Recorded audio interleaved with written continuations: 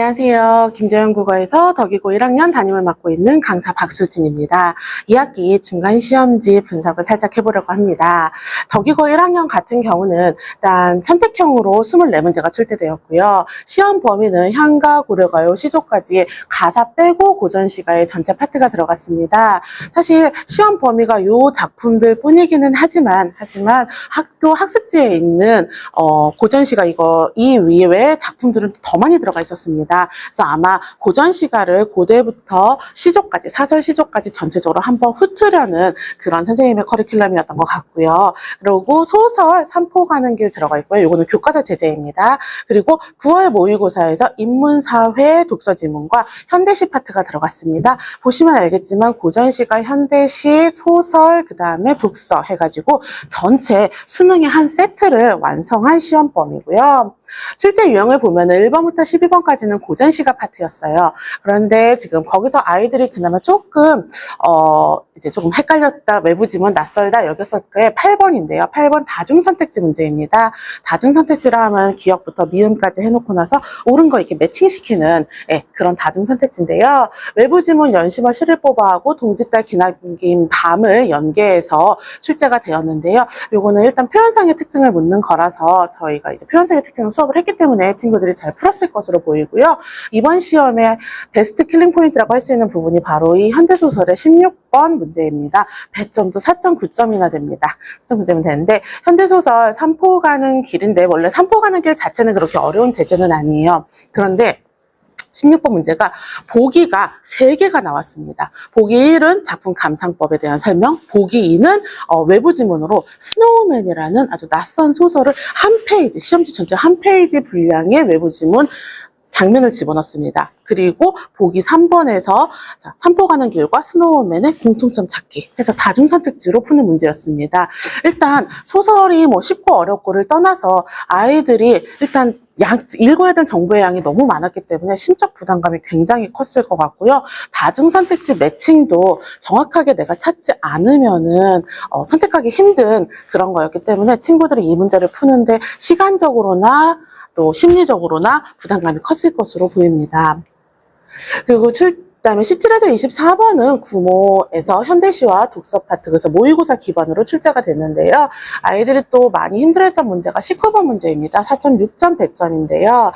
보기에 외부 지문으로 어떤 학생이 일기를 주고, 이 학생이 생각하는 관점을 그 본문에 나왔던 학자의 입장에서 분석하고 고르는 문제였습니다. 근데 아이들이 요 문제를 풀었을 때는 시간이 조금 많이 지체됐고 또 약간 뒷파트여가지고 너무 급하게 풀다 보니까 샤르트르의 입장이 아니라 다른 학자의 입장으로 문제를 푼 친구도 있고 또 안타깝지만 맞게 풀어놓고 마킹을 잘못한 친구도 있고 그렇더라고요. 그래서 진짜 제가 많이 속상했었는데 일단 좀 총평을 드리자면은 덕이고는 1학기 때와 마찬가지로 난이도가 쉽진 않았습니다. 중상 난이도였고요. 그리고 다중선택지 문제가 10문제나 됐습니다. 다중선택지가 이렇게 많다는 거는 아이들이 꼼꼼하고 정확하게 알지 않으면은 풀 수 없는 문제이기 때문에 다중선택지 때문에 아이들이 고민하는 시간이 좀 많았을 것 같고요. 그다음에 보기 지문이 16문제, 이게 가장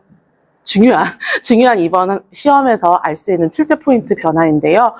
보기 지문이 많다는 거는 보통 저희가 수능형이라고 말하는 지문은 본문이 있고 보기를 하나 주고 그 보기를 기준으로 본문에 있는 작품을 분석하거나 감상하거나 보기를 기준으로 문제를 푸는 걸 저희가 보통 수능형이라고 표현을 합니다. 그런데 24문제 중에서 16문제가 다 보기가 달려 있었습니다.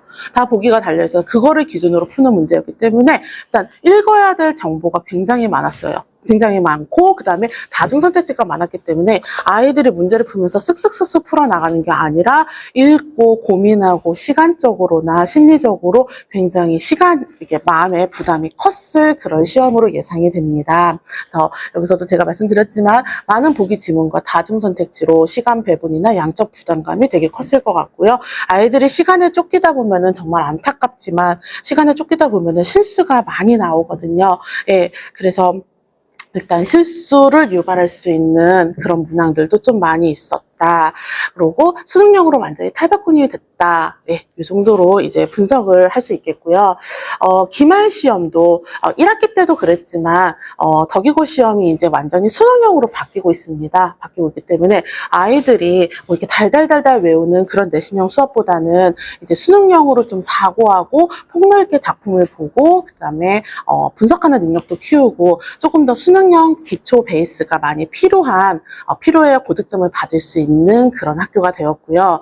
그리고 기말 같은 경우는 지금 중세국어가 문법 파트로 들어갈 것입니다. 그래서 중세국어는 정말 꼼꼼하고 정말 많이 공부하지 않으면 아이들이 실수가 정말 잦은 파트거든요.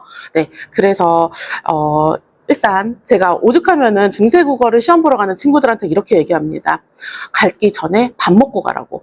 아니면은 배고프다고 덥석덥석 이것저것 미끼 물지 말고 저희 표현으로 이제 낚인다는 표현하는데 낚이지 말고 예, 꼼꼼하게 제대로 집중해서 문제 풀어야 된다고 항상 강조를 하는데 일단 기말 대비에 중세국어가 들어가기 때문에 네, 저희가 이제 착실하게 좀 꼼꼼하게 문법 작업을 시작할 거고요. 그리고 시험 범위가 나오는 대로 학습을 할 건데 그 작품 자체를 이해하는 것도 되게 중요하지만 예, 덕기고 같은 경우는 이제 전체 수능형으로 아이들이 좀 넓게 볼 수 있는 그런 학습이 필요하기 때문에 그쪽으로 많은 다양한 경험들을 네, 시킬 예정입니다. 저희 기말에도 열심히 할 거니까 친구들도 많이 격려해 주시고요. 저희한테도 네, 저희도 많이 격려해 주시기 바랍니다. 감사합니다.